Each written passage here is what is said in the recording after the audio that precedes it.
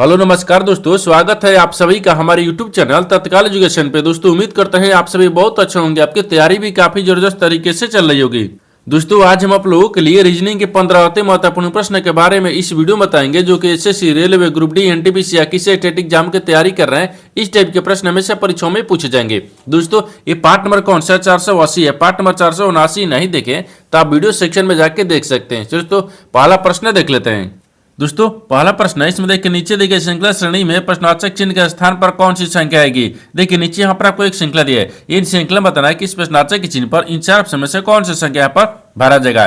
देखिए यहाँ पर सबसे पहले ध्यान से देखते हैं कि श्रृंखला किस प्रकार से चल रहा है। ठीक है, देखिए यहाँ पर क्या बोल रहा है, ये 274 हो रहा है, 274 से 252 हो रहा है, 252 से 282 हो रहा है, 282 से 260 हो रहा है, 260 से 290 हो रहा है, 290 से 268 हो रहा है और 268 आपको अगला संख्या ज्ञात करना है। देखिए इन श्रृंखला को ध्यान से देखने के बाद में हमको क्या दिख रहा है, हमको यही दिख रहा है कि यहाँ पर आपको देखिए एक बड़ी संख्या फिर छोटी संख्या है, फिर बड़ी संख्या फिर छोटी संख्या, फिर बड़ी संख्या फिर छोटी संख्या, यानी एक बड़ी संख्या और एक छोटी संख्या दी है। तो क्या करेंगे इसमें, देखिए सबसे पहले बड़ी संख्या को बड़ी संख्या में ज्ञात करेंगे, छोटी संख्या को छोटी संख्या में ज्ञात करेंगे। देखिए तो यहाँ पर 274 से क्या लिख रहे हैं, तो 282 आ रहा है। ठीक है, और 282 से क्या हो रहा है, 290 हो रहा है, और 290 से आपको अगला संख्या ज्ञात करना होगा। ठीक है, तो सबसे पहले देखिए 274 से क्या लिख रहे हैं, तो 282 हो रहा है। तो 274 में अगर 8 को जोड़ देंगे कितना आ जाएगा, ये 282 आ जाएगा। 282 से क्या लिख रहे हैं, 290 लिख रहे हैं। तो 282 में भी 8 को जोड़ देंगे तो 290 आ जाएगा।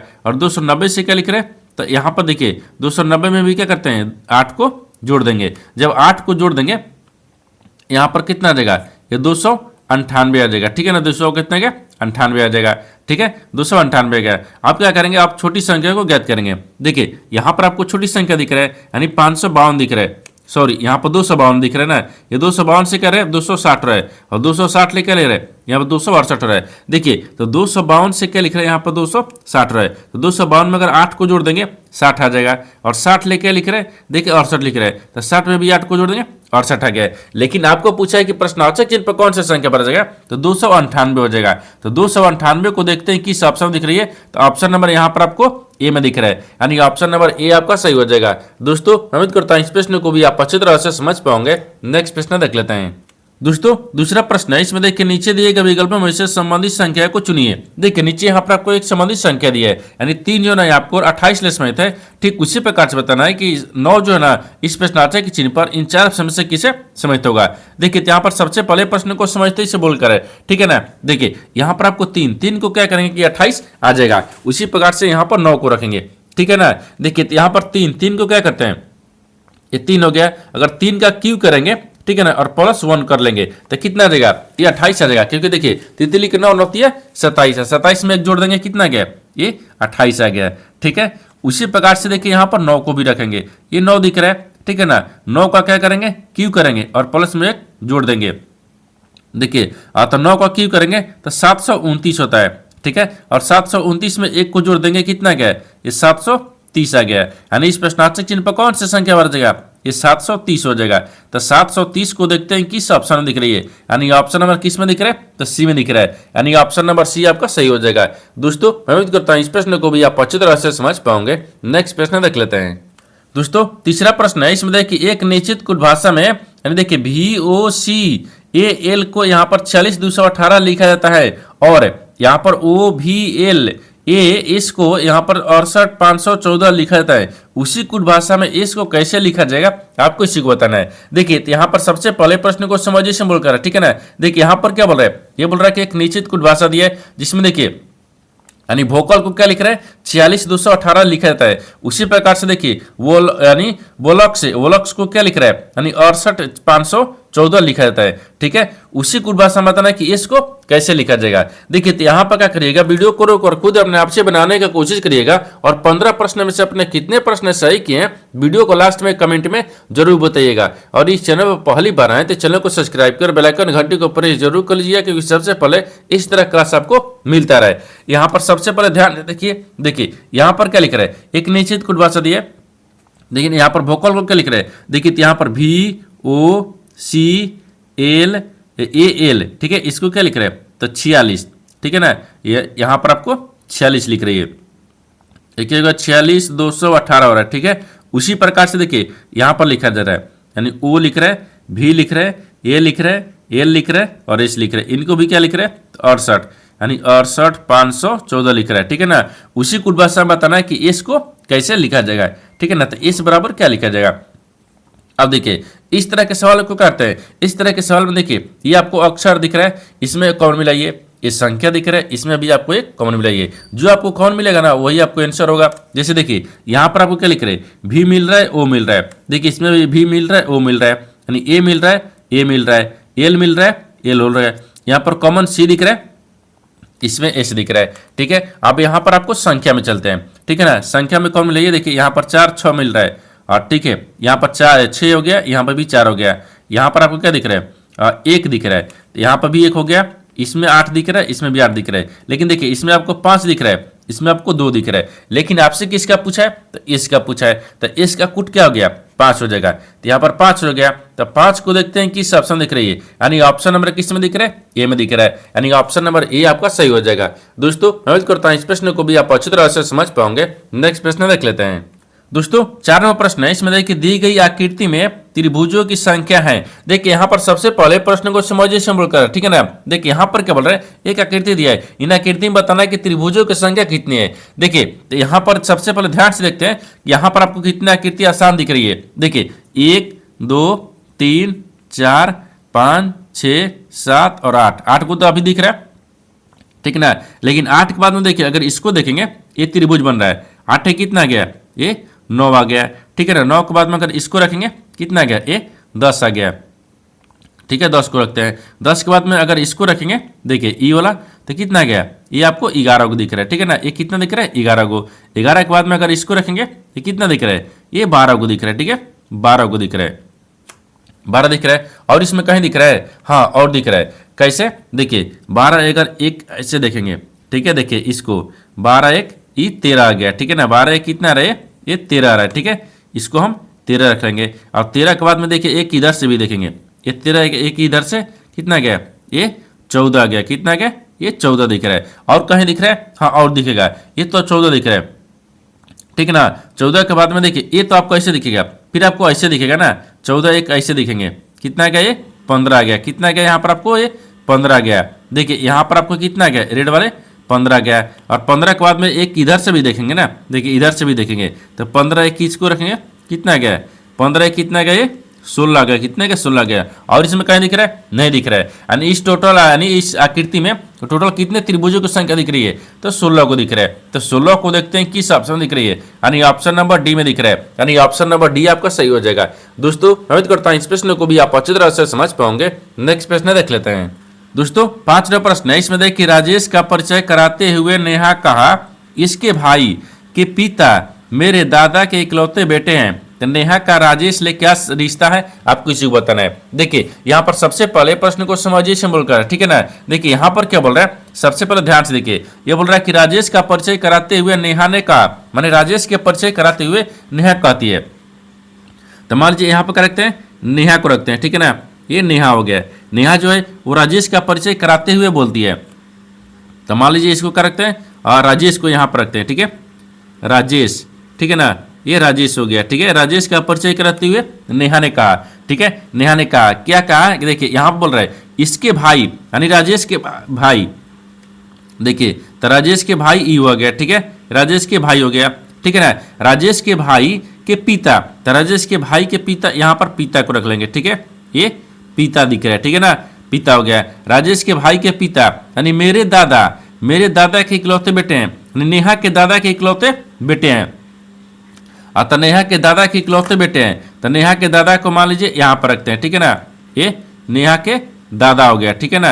ये नेहा के दादा हो गया। नेहा के दादा के इकलौते बेटे कौन है? इसका पिता है, ठीक है। यहाँ पर इकलौते बेटे, तो यहाँ पर भी लिख देते हैं। देखिए यानी एक लौता, ठीक है ना, लौता बेटा, यहाँ पर बेटे रखते हैं, ठीक है ना, बेटा।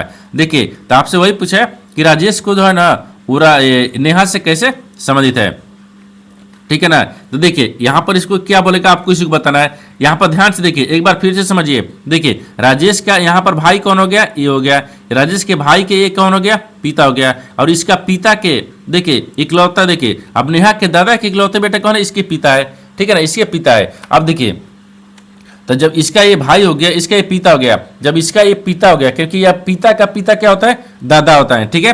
पिता के पिता क्या हो गया, दादा हो गया। जब नेहा के भी दादा लगेगा तो यहाँ पर देखिए राजेश के भाई का भी दादा लगेगा ना, तो राजेश का भी दादा लगेगा, ठीक है, क्योंकि इसका इकलौता बेटा है, ठीक है ना। तो यहाँ पर राजेश जो है ना वो नेहा का क्या बोलेगा, यानी बहन बोलेगा। क्या बोलेगा, ये बहन बोलेगा। क्या बोलेगा, बहन बोलेगा। क्योंकि देखिए ये तीनों आपस में भाई बहन हो गया, इसका पिता हो गया, तो जब इसका पिता हो गया तो राजेश का भी पिता, राजेश का पिता तब भी नेहा का भी पिता, ठीक है, पिता हो गया। और पिता के यहाँ पर पिता क्या हो गया, दादा होता है, तो दादा हो गया। तो इसी प्रकार से क्या हो गया, राजेश यानी नेहा को क्या बोलेगा, बहन बोलेगा। तो बहन को देखते हैं किस ऑप्शन दिख रही है, यानी ऑप्शन नंबर सी में दिख रहा है, यानी ऑप्शन नंबर सी आपका सही हो जाएगा। दोस्तों उम्मीद करता हूं इस प्रश्न को भी आप अच्छी तरह से समझ पाओगे। नेक्स्ट प्रश्न देख लेते हैं। दोस्तों 6 नंबर प्रश्न है, इसमें देखिए निम्नलिखित संख्याओं और प्रतीकों की श्रृंखला को देखिए और नीचे दिए गए प्रश्न का उत्तर दीजिए। संख्याओं और प्रतीक की गिनती केवल बाएं से दाएं की जानी चाहिए, ठीक है। यहाँ पर देखिए एक श्रृंखला दी है, इन श्रृंखला बताना क्या है, सवाल आपको यहाँ से पूछा है। देखिए बोल रहा है कि यदि उपयुक्त श्रृंखला से सभी प्रतीक को हटा दिया जाए तो श्रृंखला में कौन सी संख्या दाएं से छठी होगी। देखिए तो यहाँ पर सबसे पहले प्रश्न को समझिए, सिंबल कर रहा है, ठीक है ना। देखिए यहाँ पर क्या बोल रहा है, इसमें बोल रहा है कि निम्नलिखित संख्या और प्रत्येक श्रृंखला को देखिए और नीचे दिए गए प्रश्न का उत्तर दीजिए। यानी देखिए संख्या और प्रतीकों की गिनती केवल बाएं से दाएं की जानी चाहिए। यानी इसका कहने का मतलब है कि यहाँ पर आपको एक श्रृंखला दी है, इन श्रृंखला में आपको बताना क्या है, सवाल देखिए यहाँ से पूछ रहा है, पूछा क्या है कि यदि उपयुक्त श्रृंखला में इस श्रृंखला से यानी सभी प्रतीक को हटा दी जाए। बोल रहा है कि सभी प्रतीक को श्रृंखला से हटाते हैं, ठीक है ना, हटा देते हैं। एक देखिए प्रतीक को हटाते हैं, ठीक है ना, यहाँ पर आपको जो जो प्रतीक दिख रहा है उसको हम हटा देते हैं, ठीक है, प्रतीक को हटाते हैं, प्रतीक को हटा देंगे, ठीक है, प्रतीक को हटा दिए। तो आगे बोल रहा है कि देखिए तो श्रृंखला में कौन सी संख्या है दाएं से छठी होगी।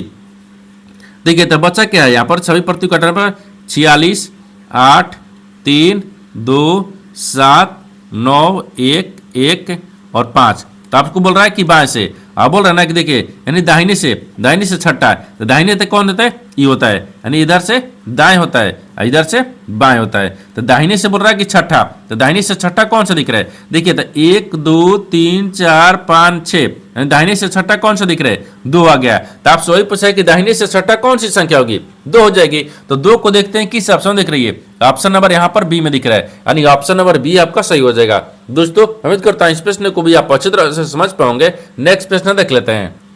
दोस्तों 7 नंबर प्रश्न है, इसमें देखिए नीचे दिए गए विकल्पों में से संबंधित शब्द को चुनिए। देखिए नीचे यहाँ पर आपको एक संबंधित शब्द दिया है, यानी बिस्तर जो है ना यहाँ पर तकिया से समेत है। ठीक उसी प्रकार से बताना है कि सोफा जो है ना इस प्रश्नार्थक चिन्ह पर इन 4 ऑप्शन से किसे समेत होगा। देखिए यहाँ पर सबसे पहले प्रश्न को समझते सिंबल कर है, ठीक है ना। देखिए बिस्तर, बिस्तर से तकिया कैसे समेत है उसी प्रकार से यहाँ पर सोफा को भी रखेंगे, ठीक है ना। देखिए यानी सोते समय तकिया का प्रयोग करते हैं, जिससे हम सोते हैं यानी आराम करते हैं, आराम करते हैं तो हमको क्या लेते हैं, यानी बिस्तर पर क्या लेते हैं, तकिया लेकर सोते हैं, ठीक है ना। तो यहाँ पर उसी प्रकार से क्या दिखेंगे, यानी सोफा दिख रहा है, सोफा हो गया। तो सोफा में भी क्या कहते हैं, सोते समय यानी गद्दी का प्रयोग करते हैं। गद्दी मतलब गदा हो गया ना, सोफा क्या अगर लकड़ी का गद्दा देंगे तो सोफा हो गया, नहीं तो सोफा पर गद्दी रहता है, उसका उपयोग करते हैं, जिस प्रकार से तकिया को उपयोग करते हैं, ठीक है ना। देखिए तो यहाँ पर लिख भी लेते हैं, यानी सोते, ठीक है ना, सोते समय, ठीक है, सोते समय यानी तकिया का, ठीक है, प्रयोग करते हैं, ठीक है, प्रयोग करते हैं, ठीक है ना। उसी प्रकार से यहां पर भी रखेंगे। देखिए सोते यानी सोते समय गद्दी का प्रयोग करेंगे, ठीक है, गद्दी का प्रयोग किया करते हैं, ठीक है, करते हैं, ठीक है ना, ये करते हैं। देखिए जिस प्रकार से यहाँ पर बिस्तर हो गया ना, बिस्तर तकिया से समेत हो गया, उसी प्रकार से सोफा क्या हो गया, यानी गद्दी से हो गया, यहाँ पर क्या हो जाएगा, गद्दी हो जाएगा। तो गद्दी को देखते हैं किस ऑप्शन दिख रही है, यानी ऑप्शन नंबर सी में दिख रहा है, यानी ऑप्शन नंबर सी आपका सही हो जाएगा। दोस्तों उम्मीद करता हूं इस प्रश्न को भी आप अच्छी तरह से समझ पाओगे। नेक्स्ट प्रश्न देख लेते हैं। दोस्तों 8 नंबर प्रश्न है, इसमें देखिए DEFGLM और N एक वृत्ताकार मेज के चारों ओर केंद्र की ओर मुंह करके बैठे हुए हैं, यानी ED के दाईं ओर, ठीक है, दाईं ओर बैठा है। अब E के बाईं ओर से गिनने पर E और L के बीच केवल 3 व्यक्ति बैठे हैं, यानी D के बाईं ओर से गिनने पर D और G के बीच में केवल 3 व्यक्ति बैठे हैं, यानी L नहीं एन एम के ठीक दाईं ओर बैठा है, लेकिन बोल रहा है कि एम के बाईं ओर से गिनने पर एफ और एम के बीच में कितने व्यक्ति बैठे हैं। देखिए तो यहाँ पर सबसे पहले प्रश्न को समझिए से बोल रहा है, ठीक है ना। देखिए यहाँ पर क्या बोल रहा है, यहाँ पर बोल रहा है कि 7 व्यक्ति है जो कि D E F G L M N एक वृत्ताकार मेज के चारों ओर केंद्र की ओर मुंह करके बैठे हुए हैं, ठीक है ना। और तो मान लीजिए यहाँ पर क्या किसको बैठाते हैं, जैसे यहाँ पर बैठाते हैं, ठीक है ना।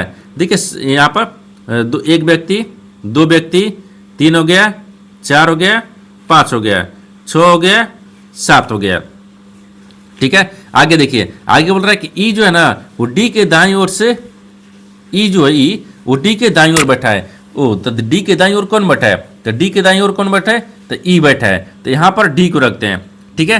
डी के दाहिनी ओर कौन बैठा है, ई बैठा है, ठीक है। आगे देखिए, आगे बोल रहा है कि ई के बाईं ओर से गिनने पर, देखिए नहीं यहाँ पर आया ना, ई के बाईं ओर से गिनने पर ई और एल के बीच में 3 व्यक्ति बैठे हैं, ठीक है ना। देखिए ई और एल के बीच में 3 व्यक्ति, ई के क्या दर से गिनना है, बाईं ओर से गिनना है। देखिए तो ई को यहाँ से बाईं ओर से, तो 1 2 3, ठीक है ना, 3 आ गया, यानी यहाँ पर एल रखेंगे, ठीक है। ई और एल के बीच में कितने व्यक्ति हैं, 3 व्यक्ति हैं, 1 2 3 व्यक्ति हो गया, ठीक है ना। आगे बोल रहा है कि डी के बाईं ओर से गिनने पर, यानी डी और जी के बीच में केवल 3 व्यक्ति बैठे हैं, यानी बोल रहा है कि यहाँ पर डी के बाईं ओर से गिनने पर तो डी हो गया, और डी के बाईं ओर से गिनने पर डी और एल के बीच में, और डी और एल के बीच में डी और जी बीच रहे, ठीक है। डी और जी के बीच में, तो डी और जी के बीच में ए यानी 3 व्यक्ति बैठे हैं, 1 2 3, हाँ 3 व्यक्ति बैठ गया, ठीक है ना। आगे देखिए, आगे बोल रहा है कि एन एम के ठीक है दाईं ओर बैठा है, लेकिन एन जो है ना, एन वो एम के दाहिनी ओर बैठा है, ठीक है। तो एम को कहाँ रखते हैं, एम को यहाँ पर रखते हैं। एम के दाहिनी ओर कौन बैठा है, एन बैठा है, एन को बैठा दिए, ठीक है ना। तो यहाँ पर आपको छूट रहा है, एफ को बैठा देंगे, ठीक है। आगे क्या बोल रहा है कि देखिए एम के बाईं ओर से गिनने पर, यानी एम ई दिख रहा है, ठीक है, एम दिख रहा है, एम के बाईं ओर इधर दाहिने होते हैं, बाईं ओर गिनने पर एफ और एम के बीच में कितने व्यक्ति बैठे हैं, तो एफ और एम दिख रहा है, ए एफ हो गया, ये एम हो गया। इन दोनों के बीच में कितने व्यक्ति हैं, देखिए 1 2 व्यक्ति हैं, तो 2 को देखिए किस ऑप्शन दिख रही है, यानी ऑप्शन नंबर यहाँ पर आपको बी में दिख रहा है, यानी ऑप्शन नंबर बी आपका सही हो जाएगा। दोस्तों मैं उम्मीद करता हूँ इस प्रश्न को भी आप अच्छी तरह से समझ पाओगे। नेक्स्ट प्रश्न देख लेते हैं। दोस्तों 9वां प्रश्न है, इसमें देखिए उस वे नारे का चयन करें जो दिए गए वर्डों के बीच संबंध को सर्वोत्तम रूप से दर्शाता है। देखिए नीचे यहाँ पर आपको 3 शब्द दिए हैं, इन तीनों शब्द को तना कि आपस में कैसे समित है और इन 4 वेंडिग्राम में से कौन सा वेंडिग्राम बनेगा। देखिए यहाँ पर सबसे पहले ध्यान से देखते हैं कि तीनों शब्द में से सबसे कॉमन कौन सा दिख रहा है, ठीक है ना। देखिए यहाँ पर आपको घोड़ा दिख रहा है, हाथी दिख रहा है और शाकाहारी दिख रहा है, तो सबसे कॉमन हमको क्या दिख रहा है, शाकाहारी दिख रहा है, ठीक है ना। यहाँ पर शाकाहारी, ठीक है ना, शाकाहारी दिख रहा है। शाकाहारी के अंदर में दोनों आते हैं, ठीक है ना। देखिए शाकाहारी के अंदर में घोड़ा भी आते हैं और यहाँ पर क्या आते हैं, हाथी भी आते हैं। शाकाहारी के अंदर में कौन आता है, दोनों आते हैं। देखिए सबसे कॉमन शाकाहारी, शाकाहारी के अंदर में घोड़ा भी, शाकाहारी के अंदर में यहाँ पर हाथी भी आता है। तो सबसे पहले इस तरह का वेंडिग्राम देखते हैं, किस ऑप्शन दिख रही है, यानी ऑप्शन नंबर यहाँ पर आपको बी में दिख रहा है, यानी ऑप्शन नंबर बी आपका सही हो जाएगा। दोस्तों उम्मीद करता हूँ इस प्रश्न को भी आप अच्छी तरह से समझ पाओगे। नेक्स्ट प्रश्न देख लेते हैं। दोस्तों 10वां प्रश्न है, इसमें देखिए अजीत बिंदु ए से चलना प्रारंभ करता है और उत्तर की ओर 6 किलोमीटर चलता है, फिर वह एक साथ दो बार बाएं मुड़ता है, ठीक है ना, और प्रत्येक बार 2 किलोमीटर चलता है, यानी फिर वह दाईं ओर मुड़ता है और 3 किलोमीटर चलता है, फिर वह बाईं ओर मुड़ता है और 2 किलोमीटर चलता है, फिर वह देखिए वह अंतिम बार बाएं मुड़ता है और बिंदु बी पर रुक जाता है, नहीं बिंदु बी तक पहुंचने के लिए 5 किलोमीटर चलता है, यानी बिंदु ए पर दोबारा पहुंचने के लिए उसे कितनी दूरी तक, यानी दूरी और किस दिशा में गाड़ी चलाना चाहिए। देखिए यहाँ पर सबसे पहले प्रश्न को समझिए से बोलकर है, ठीक है ना। देखिए यहाँ पर क्या बोल रहा है, ये बोल रहा है कि एक अजीत है, वो ए से गाड़ी चलाना शुरू करता है। सबसे पहले एक डायग्राम को होता है, देखिए यहाँ पर क्या होता है, ये पूर्व होता है, ये पश्चिम होता है, यहाँ पर उत्तर होता है, ये नीचे दक्षिण होता है। अब देखिए बोल रहा है कि अजीत बिंदु ए से चलना शुरू करता है और 6 किलोमीटर गाड़ी चलाता है, किधर,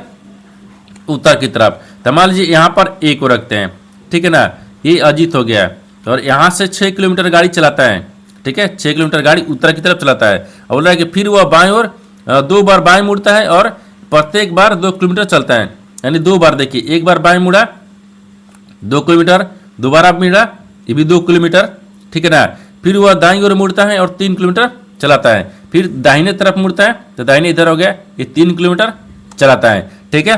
फिर वह बाईं ओर मुड़ता है और 2 किलोमीटर चलाता है, फिर बाईं ओर मुड़ता है तो बाईं तो इधर मुड़ेंगे 2 किलोमीटर चलाता है, ठीक है ना, 2 किलोमीटर चलाता है, ठीक है। वो अंतिम बार बाईं ओर मुड़ता है और बिंदु बी पर पहुंचने के लिए 5 किलोमीटर चलता है, लेकिन फिर बाईं ओर मुड़ता है और बिंदु 5 बी पर पहुंचने के लिए तो चलता है, ठीक है ना।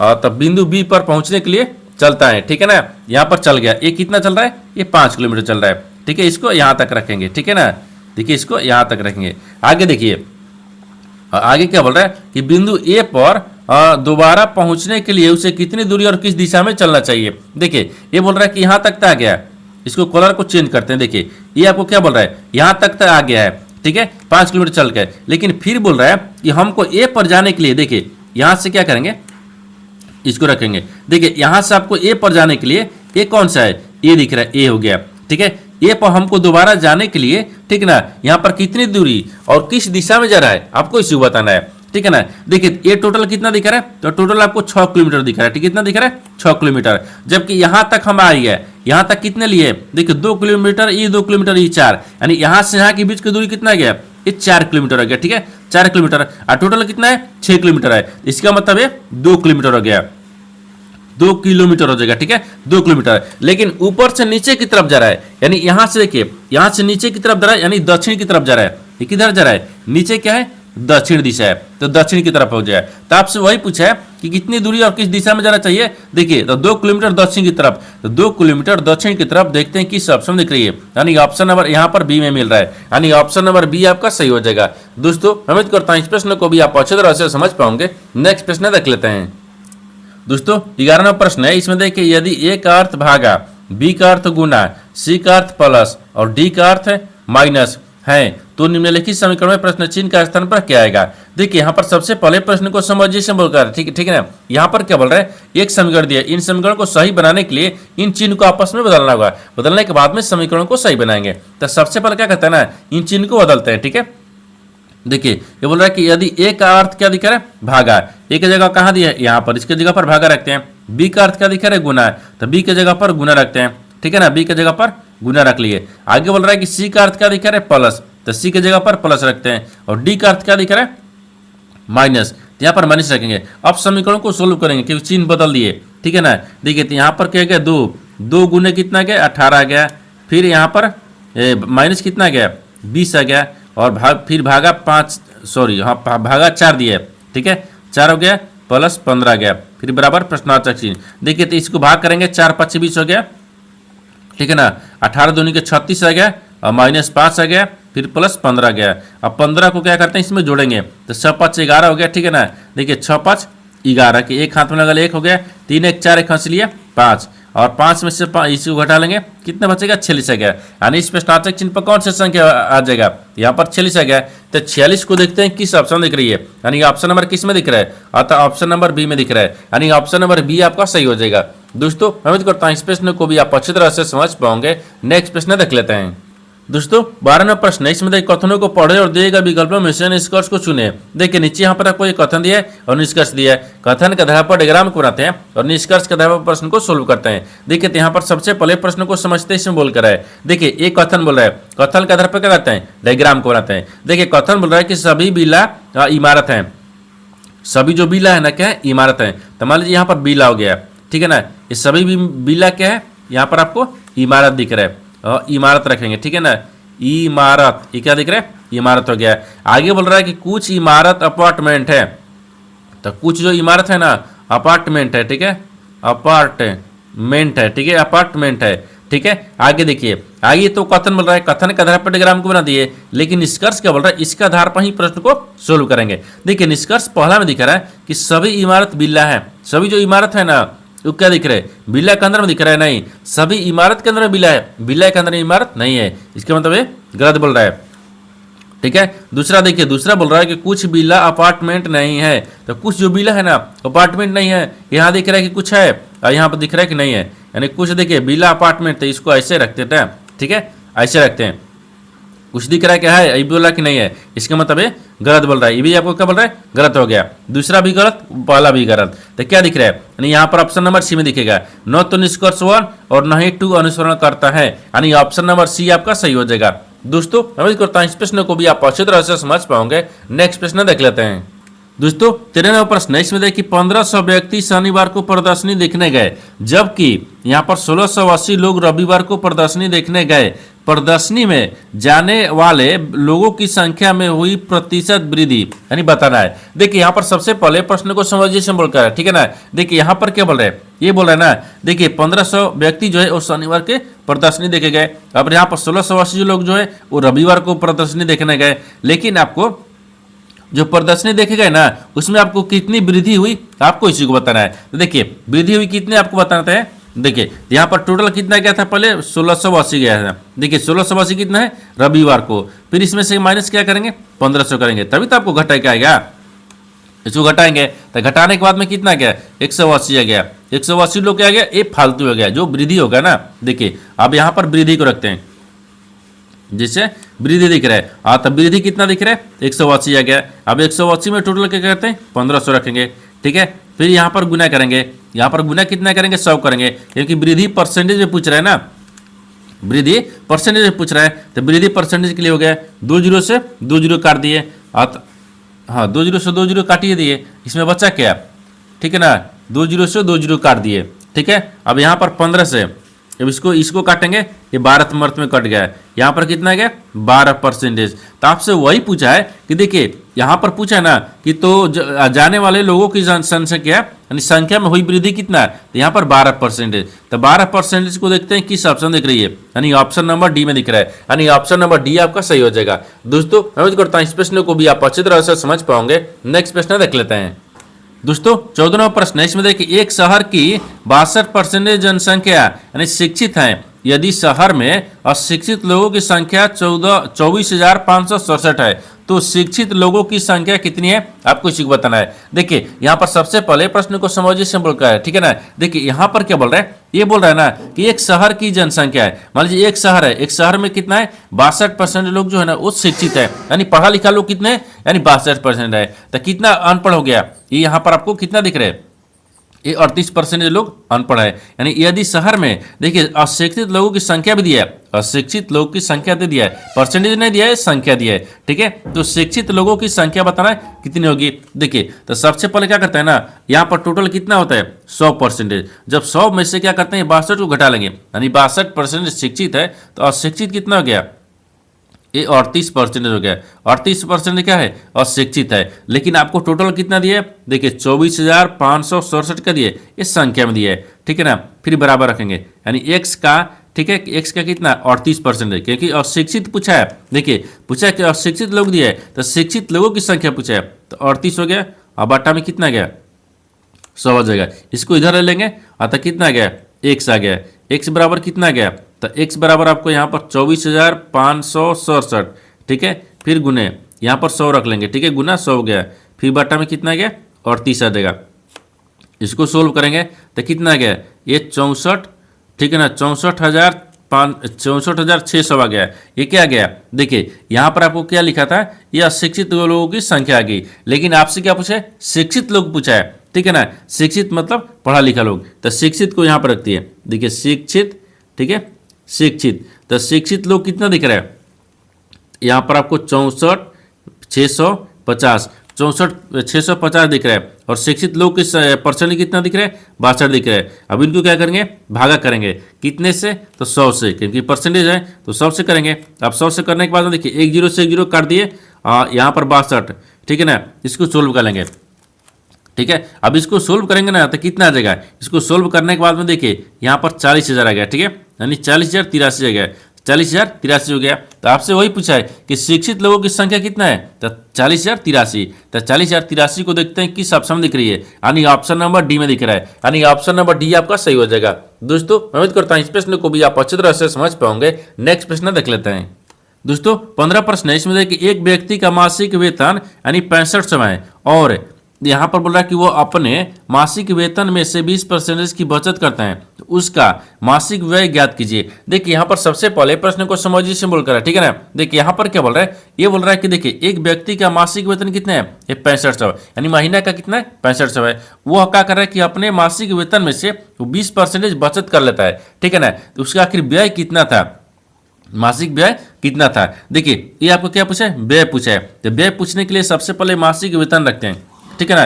देखिए यहाँ पर मासिक वेतन कितना इसका आ रहा है, तो 6500 आया है, ठीक है, ये 6500 आ गया। अब कितना बचा रहा है, तो 20% बचा दे रहा है। कितना वैसे, तो 100% रखेंगे। ये 2 जीरो से 2 जीरो काट देंगे, इसको काटने के बाद में 1300 आ गया। ये 1300 क्या करे, बचा दे रहा है। जब 6500 में से 1300 बचा दे रहा है, तो बचा दे रहा था कि आपको वही बताना है कि मासिक वेतन कितना था, ठीक है ना। देखिए तो टोटल कितना आ गया, 6500 आ गया।